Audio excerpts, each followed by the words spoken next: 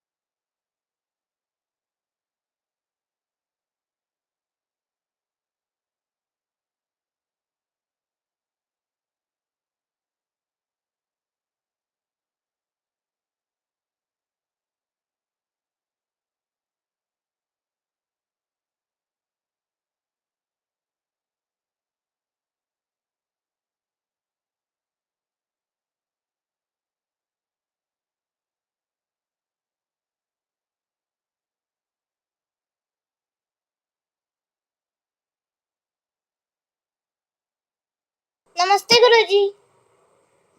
नमस्ते गुरुजी। नमस्ते जी, सभी को सादर नमस्ते। आइए मंत्र बोलते हैं। नमस्ते गुरुजी। नमस्ते।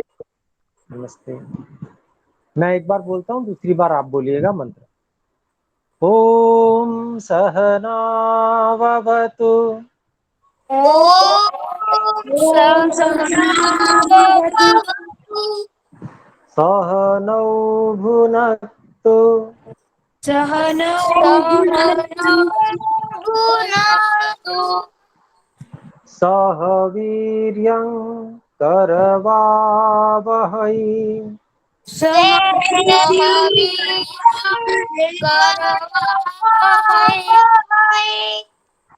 तेजस्विनावधीतमस्तु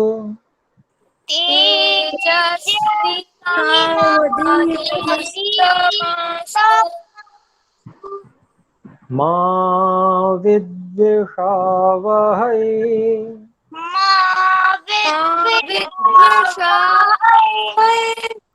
ॐ शान्तिः शान्तिः शान्तिः।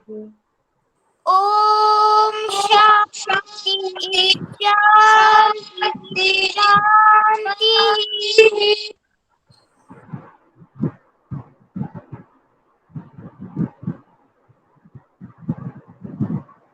तो बच्चों,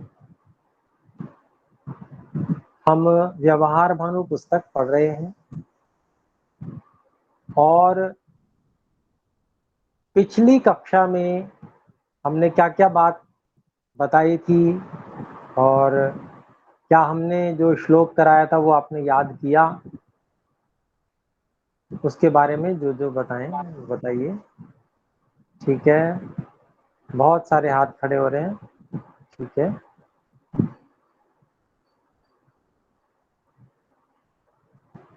रिद्धिमा आप जी बताएं। गुरुजी श्लोक था आत्मजानं समारम्भस्तितिक्षा धर्म नित्यता यमर्थानापकर्षन्ति स वै पंडित उच्यते। बहुत सुंदर, शाबाश रिद्धिमा। और रियांशु भी सुनाएंगे।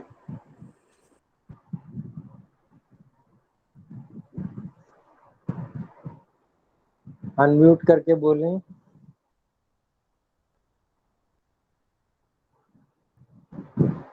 आवाज नहीं पहुंच रही है। चलिए आरुष आप बताइए। आत्मज्ञान समारंभस्थितिक्षा धर्म नित्यता यमर्थानापकर्षन्ति स वै पंडित उच्यते। बहुत सुंदर, बहुत अच्छा आपने सुनाया।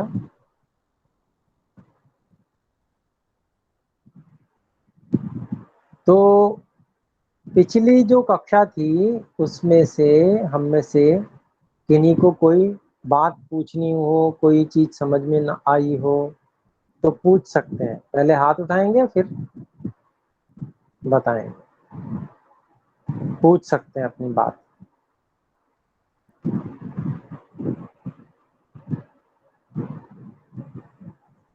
ठीक है, कोई बात विशेष अभी नहीं है, ज्यादा सामान्य थी।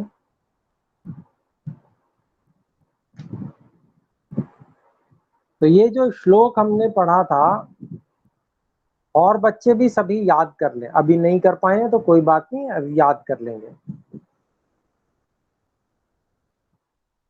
तो पढ़ाने वाले के लक्षण क्या होने चाहिए ये इस श्लोक में बताया गया है। ठीक है, तो पढ़ाने वाले के क्या लक्षण हैं तो बताया।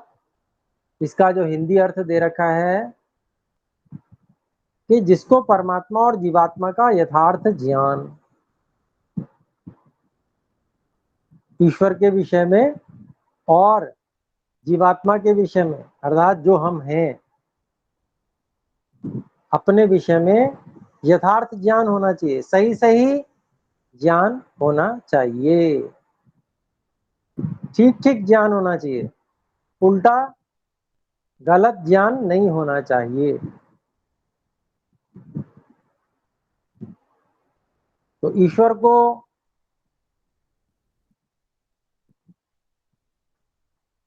जानना ये सबको आवश्यक है, लेकिन जो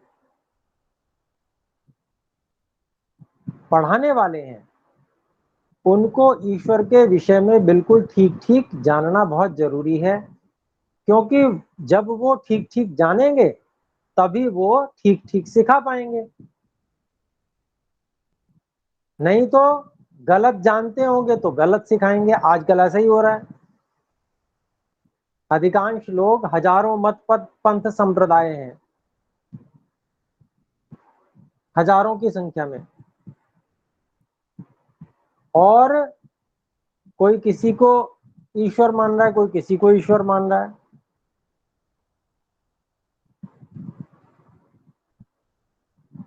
और गलत मान रहे हैं।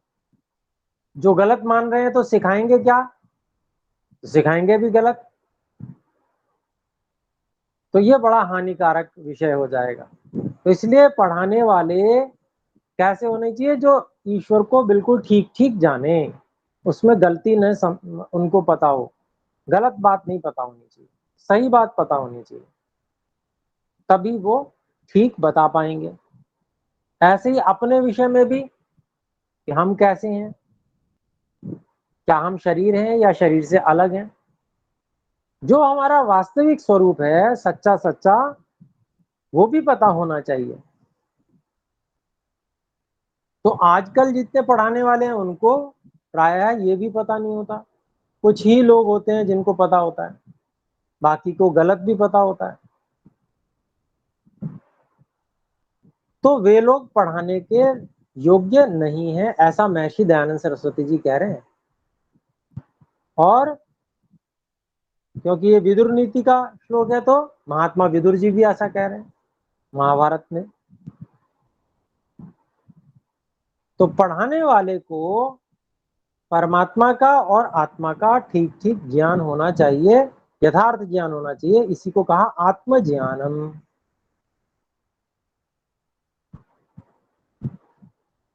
और ईश्वर के विषय में हम सबको भी जो तो जानना है, और अपने विषय में भी जानना है।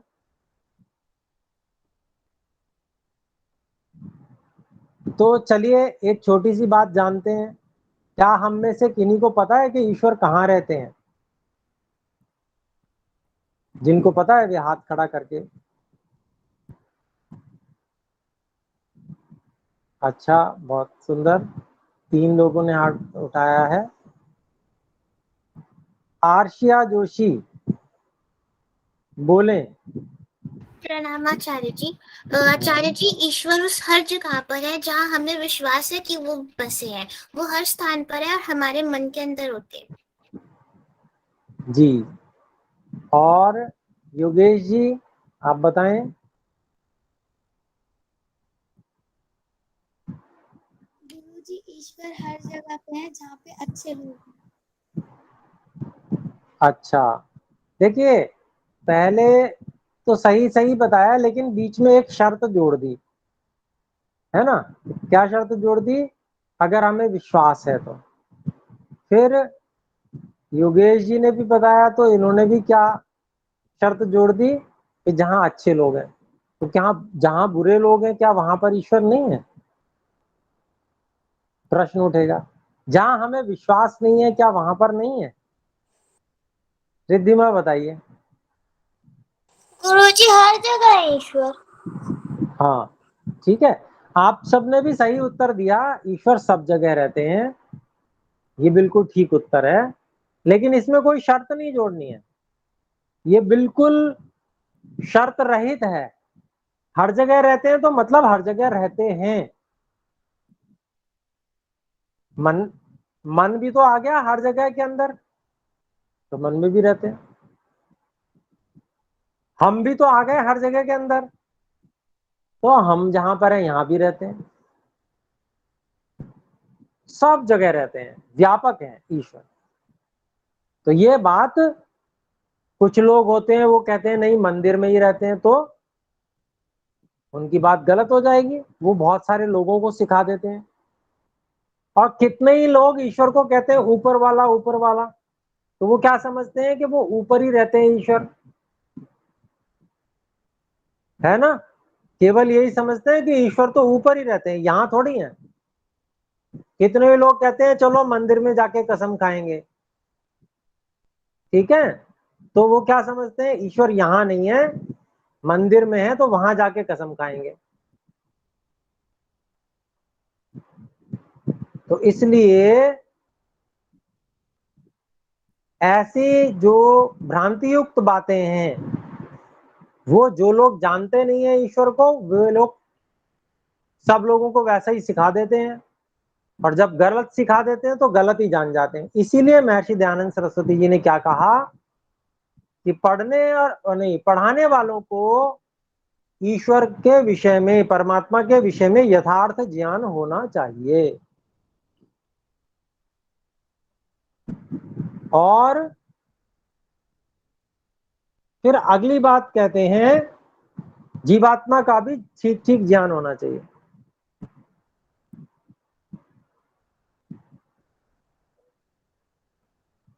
अच्छा, एक प्रश्न मैं और पूछूं? योगेश जी, आप अभी हाथ नीचे कर लीजिए। जहां पर हाथ बना हुआ है उसको एक और बार दबा देने से हाथ नीचे हो जाता है। ठीक है, मैं एक और प्रश्न पूछता हूं। क्या हम शरीर हैं या शरीर से अलग हैं? जिनको पता है वो हाथ खड़ा करें।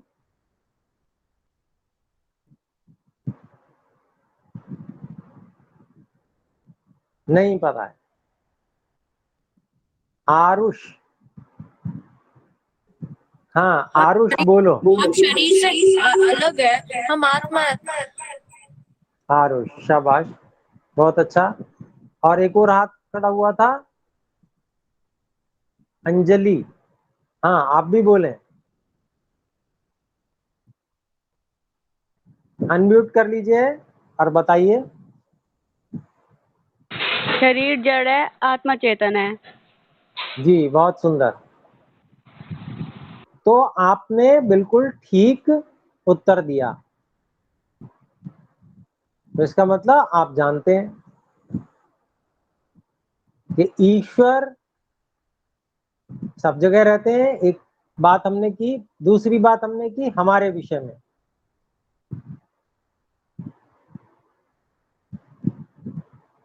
तो हम जो है वो शरीर नहीं है। शरीर तो हमारा साधन है। जैसे कार चलाने वाले का कार साधन होता है, वो कार थोड़ी होता है। वो तो कार से बाहर निकल भी जाता है, कार के अंदर भी चला जाता है। ऐसे ही हम भी शरीर नहीं है। शरीर तो हमारा साधन है। हम भी शरीर के अंदर भी चले जाते हैं। जब हम शरीर में आते हैं, छोटे बच्चे होते हैं, फिर उसके बाद में निकल भी जाते हैं। तो शरीर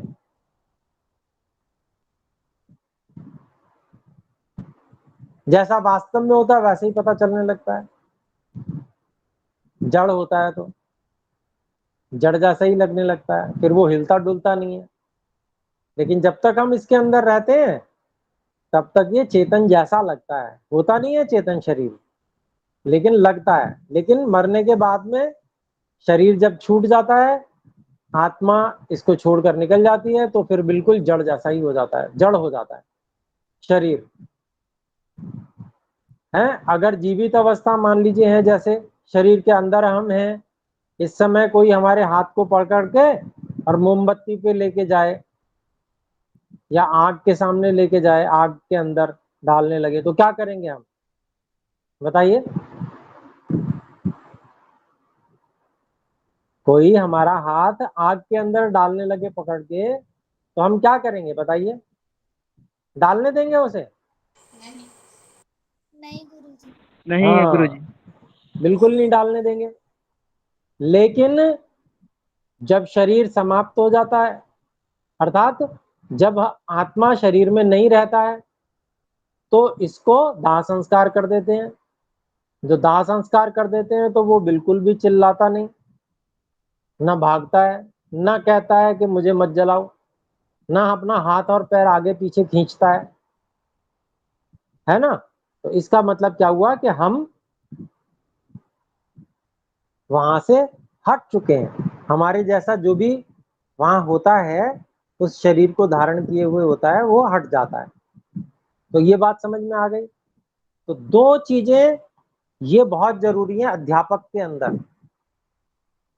तो हमें कैसे पता चलेगा कि अध्यापक को पता है या नहीं पता है? तो हम प्रश्न पूछ सकते हैं कि ये अध्यापक पढ़ाने योग्य है अथवा नहीं है। तो अभी सामान्य रूप से अपने लोगों को समझना है, सबको पता नहीं है तो कोई बात नहीं। हमारे गुरुजी, मान लीजिए विद्यालय में कोई टीचर हैं, उनको सर बोलते हैं या मैम बोलते हैं, मैडम बोलते हैं, ठीक है, तो उनसे हम प्रश्न कर सकते हैं, परंतु यदि वो गलत उत्तर दे दें तो कोई बात नहीं, उसको अपने माता पिता को आके बता देना चाहिए, ठीक है, वहां बहस नहीं करनी चाहिए, ठीक है। तो लेकिन हम परीक्षण कर तो सकते हैं ना, महर्षि दयानंद जी कह रहे हैं तो, महात्मा विदुर जी कह रहे हैं तो परीक्षण कर सकते हैं ना, तो कौन पढ़ाने योग्य है और कौन पढ़ाने योग्य नहीं है। तो यहां पर कहा आत्मज्ञानम, आत्मा परमात्मा को जानने वाला होना चाहिए। फिर आगे कहा समारंभ, जो आलस्य को छोड़कर सदा उद्योगी, परिश्रमी होना चाहिए पढ़ाने वाला, तभी जो बच्चे हैं, जो पढ़ने वाले हैं, विद्यार्थी हैं, वो भी परिश्रमी होंगे, नहीं तो पढ़ाने वाले को देख देख कर वे भी आलसी बन जाएंगे, प्रमादी बन जाएंगे। तो इसलिए जो अध्यापन करने वाले हैं, पढ़ाने वाले हैं, उनको बहुत परिश्रमी होना चाहिए, मेहनती होना चाहिए, आलस्य न करें कभी भी और हमेशा उत्तम कार्यों को करने में लगे रहें, सदा उद्योगी रहें। तो उद्योगी का मतलब भी समझ में आ गया होगा आपको। और कोई शब्द अगर आपको समझ में नहीं आता है तो आप हाथ उठा सकते हैं। फिर उसके बाद में है तितिक्षा। तो तितिक्षा का अर्थ है सुख दुख आदि का सहन करने वाला। किसके लिए? अपने लक्ष्य, अपने उद्देश्य को पूरा करने के लिए जो सुख दुख आदि का सहन करते हैं, वो तितिक्षा रूपी गुण से युक्त होते हैं, ऐसा समझ लेना चाहिए, ठीक है। सुख दुख, मान अपमान, हानि लाभ, ये सब सहन करके भी जो अपने उद्देश्य की पूर्ति में लगा रहता है, इसका मतलब वो तितिक्षा नामक गुण से युक्त है। फिर आगे बताया धर्म नित्यता। तो इसका अर्थ करते हैं महर्षि जी, महर्षि दयानंद जी, धर्म का नित्य सेवन करने वाला। धर्म अर्थात हमारा कर्तव्य, जो जो कर्तव्य वेद में परमात्मा ने हमें बताए हैं, ऋषियों मुनियों ने हमें बताए कि ये हमको करना चाहिए, वो कर्तव्य कर्म वे ही धर्म हैं। जैसे स्वाध्याय करना चाहिए, स्वाध्याय का मतलब क्या है? ओम का जप और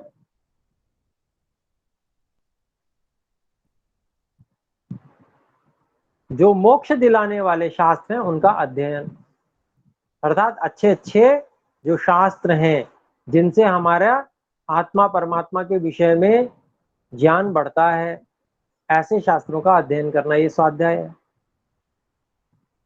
तो ये धर्म के अंतर्गत आ गया। सत्य ही बोलना चाहिए, ये धर्म के अंतर्गत आ गया। तो ऐसे ऐसे 10 लक्षण धर्म के महर्षि मनु ने बताए हैं, महर्षि दयानंद जी ने भी बताए हैं, धर्म के 10 लक्षण।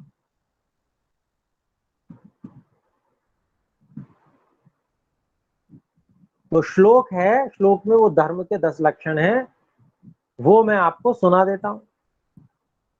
धृति क्षमा दमोस्तेयम शौचमिंद्रिय निग्रह धीर्विद्या अविद्या सत्यमक्रोधो दशकम धर्म लक्षणम।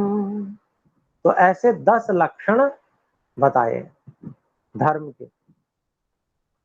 अगर ये 10 लक्षण हैं तो वहां पर समझ लीजिए धर्म का कार्य हो रहा है, और जहां पर ये 10 लक्षण नहीं है तो इसका मतलब वहां धर्म का कार्य नहीं हो रहा है, धर्म नहीं किया जा रहा है, धर्म का नित्य ही सेवन नहीं किया जा रहा है।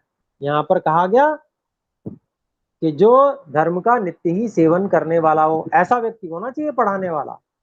क्या क्या बातें बताई गई? जो आत्मा परमात्मा को जानता हो, ऐसा होना चाहिए पढ़ाने वाला। फिर जो आलस्य को छोड़कर सदा उद्योगी रहे, परिश्रमी हो, ऐसा होना चाहिए पढ़ाने वाला।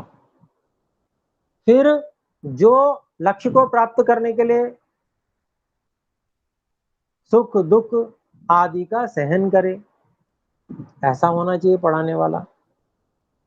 और चौथी बात, जो धर्म का नित्य ही सेवन करने वाला हो। तो धर्म के लक्षण क्या हैं?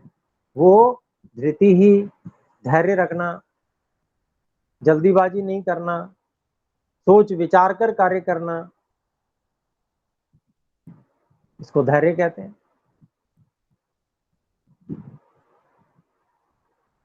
चिंतन करके, विचार करके सही सही कार्य करना, ये धैर्य है। धैर्य पूर्वक कार्य करना हुआ। तो धर्म वहां है जहां पर धैर्य पूर्वक कार्य किया जा रहा है, पहला लक्षण। फिर क्षमा, क्षमा कहते हैं सहन करने को। सहन करना अर्थात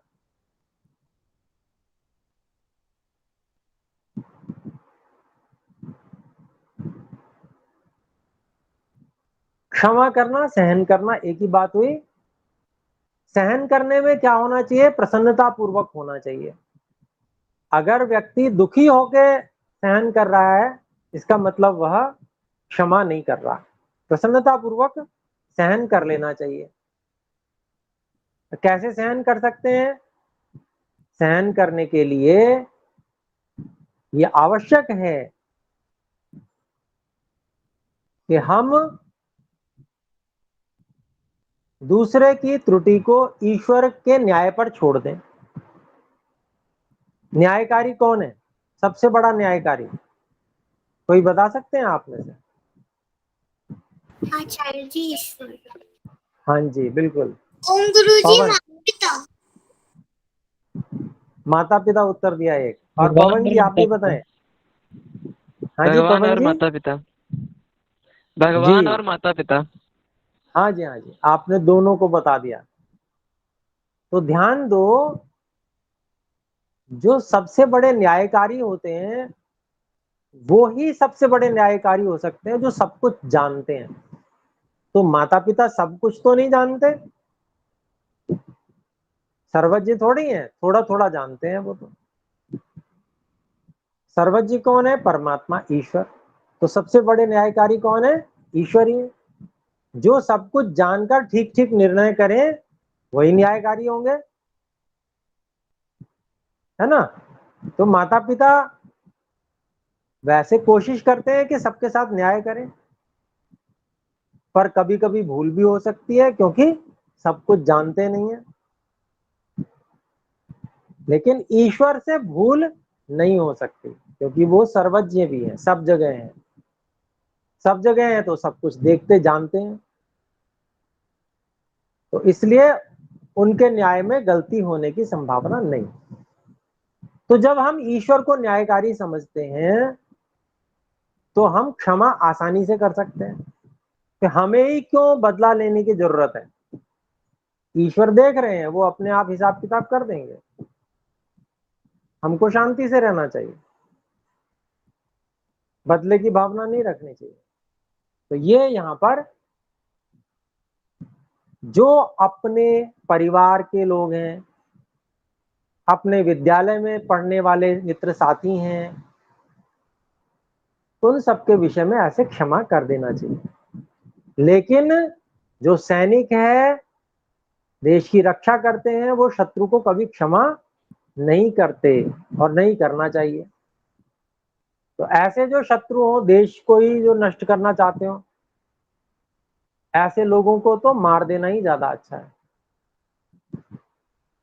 इसका आदेश भी ईश्वर देते हैं, वेद में ये ऐसा आदेश देते हैं, और आजकल का संविधान भी ये छूट देता है कि आपके ऊपर या आपके परिवार के ऊपर यदि कोई प्राणघातक जानलेवा हमला करता है तो आपको उसको मार देने की छूट है। तो इस प्रकार का जो शत्रुता करने वाला व्यक्ति, उसको तो क्षमा नहीं करना चाहिए। लेकिन जो छोटी छोटी बात है, भाई और भाई हैं आपस में, कोई गलती कर दी तो कोई बात नहीं, भूल जाओ, क्षमा कर दो। मित्र साथी है, गलती कर दी, कोई बात नहीं, माफ कर दो, क्षमा कर दो। जो बलवान होता है उसी में क्षमा करने की सामर्थ्य होती है, कमजोर में क्षमा करने की सामर्थ्य नहीं होती है, उसकी तो मजबूरी होती है। तो इसलिए क्या करना, क्षमा करने के लिए भी बलवान होना जरूरी है ना। तो धृति क्षमा, दम कहते हैं दमन करना, दबा देना। किसको? पाप की इच्छा को, अन्याय की इच्छा को दबा देना, दमन कर देना उसका। नहीं, ये कैसे सिर उठा सकती है। ये भी जहां पर होगा वहां धर्म होगा। ठीक है। फिर इसके बाद में, हाँ आर्शिया पूछिए, कुछ पूछना चाहते हैं? जी हाँ जी। आचार्य जी, यहाँ पे बलवान होने का अर्थ स्पष्ट कर सकते हैं? बलवान होने का मतलब शरीर से, मन से बलवान होना, शरीर में ताकत होना, है ना। बलवान का मतलब क्या होता है? शरीर से ब्रह्मचर्य आदि का पालन करके शरीर को खूब बलवान बनाना, व्यायाम आदि करके, होता जी है ना। आचार्य जी। हाँ, तो ऐसे शरीर को बलवान बनाना, ये बलवान होने का मतलब है। और मन से भी व्यक्ति बलवान होता है। जो संकल्पवान व्यक्ति होता है, जिसमें आत्मविश्वास होता है, वह भी बलवान होता है। ठीक है। तो जी आचार्य जी, धृति, क्षमा, दम, तो पाप की वृत्ति को दमन कर देना। पाप किसे कहते हैं? जो अन्याय है। ठीक है। तो ऐसा कोई भी जो अन्याय है उसको दबा देना, मन में ही उसको आगे बढ़ने नहीं देना। ठीक है, ये दम हो गया। फिर अस्तेय, अस्तेय मतलब चोरी न करना। जहां चोरी है वहां अधर्म है, जहां चोरी नहीं कर रहा है तो वहां धर्म है, ईमानदारी है जहां पर, है ना। तो धृति, क्षमा, दमो, अस्तेयम, शौचम, साफ सुथरा रहना धर्म है, गंदगी फैलाना अधर्म है। कूड़ा लिया वहां फैला दिया, गंदगी ली वहां फैला दी, ये अधर्म है। और अगर कूड़ा है तो उसको कूड़ेदान में डाला, साफ सफाई रखी, गंदगी नहीं फैलाई, शरीर को भी साफ सुथरा रखा, तो ये क्या है? धर्म। तो जहां पर साफ सफाई है वहां धर्म है, जहां गंदगी मचा रखा है वहां अधर्म है। ठीक है। तो फिर इंद्रिय निग्रह, इंद्रियों पर नियंत्रण रखना। घर में मिठाई आई, घर में 5 सदस्य हैं, ठीक है, मिठाई के पीस कितने हैं? 10 हैं। तो एक व्यक्ति के हिस्से में कितनी मिठाई आई, बताएंगे? गुरुजी 2। 2, शाबाश। तो 2 पीस मिठाई हम खा सकते हैं, वो हमारे हिस्से में आती है। लेकिन मन कर रहा है और जीभ में पानी आ रहा है तो दूसरे के हिस्से की भी मिठाई मैं खा जाऊं, ऐसा इंद्रिय कह सकती है ना जिह्वा। तो जो न्यायपूर्वक अपनी इंद्रिय को नियंत्रण में रख लेता है तो वो तो धार्मिक हो गया, और जो छीना झपटी करके या धीरे से किनारे से निकाल के खा गया वो अधर्म में हो गया। तो इंद्रिय निग्रह क्या है? जो इंद्रियों पर नियंत्रण रखता है, न्यायपूर्वक चलने में विश्वास रखता है, वह धर्म करता है। और जो इंद्रियों पर नियंत्रण नहीं कर पाता है वो अधार्मिक हो जाता है, इसलिए वहां धर्म नहीं है।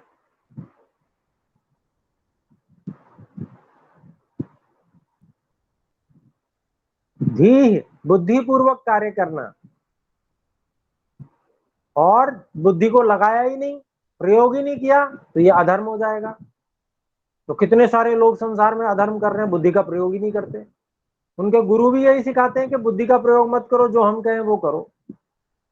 तो वो गुरु जो है वो भी अधर्म सिखा रहे हैं, और जो चेले हैं वो भी अधर्म कर रहे हैं, क्योंकि धर्म का लक्षण वो है कि जहां बुद्धिपूर्वक कार्य किया जाए, इसीलिए धी ही शब्द पड़ा है।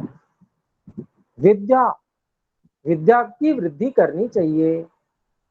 जो लोग विद्या पढ़ने के लिए प्रयास करते हैं, जो बच्चे पढ़ने के लिए प्रयास करते हैं, वो अच्छे हैं, धर्म कर रहे हैं वो। और जो इधर उधर आवारागर्दी, पढ़ना नहीं, शरारतें करना, गंदी बातें करना, ये सब अधर्म है। ठीक है, तो ये सत्यम, सत्य बोलना ये धर्म है। जहां सत्य बोला जाता है वहां धर्म हो रहा है, जहां झूठ बोला जा रहा है वहां पर अधर्म हो रहा है। और अक्रोध, अक्रोध मतलब क्रोध न करना। सब काम बिना क्रोध के किए जा सकते हैं। तो जहां क्रोध हो रहा है वहां अधर्म होगा, और जहां क्रोध नहीं है वहां पर धर्म होगा। तो ये धर्म के लक्षण है।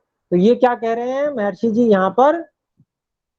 धर्म नित्यता, अर्थात धर्म का नित्य ही सेवन करने वाला होना चाहिए। ये सारे लक्षण वहां पर घटने चाहिए, जो 10 लक्षण आपको बताए। तो पढ़ाने वाले में ये गुण होने चाहिए। और जो बचा है उसको हम अगली कक्षा में लेंगे, आज समय हो गया। तो आइए सब मिलकर ओम का उच्चारण करें। जो बात समझ में नहीं आई अगली कक्षा में पूछ लीजिएगा, ठीक है?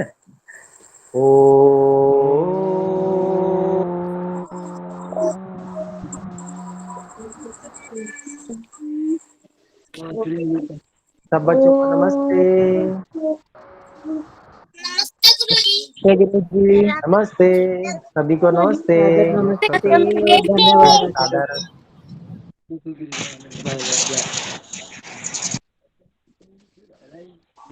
चलो डिसमिस।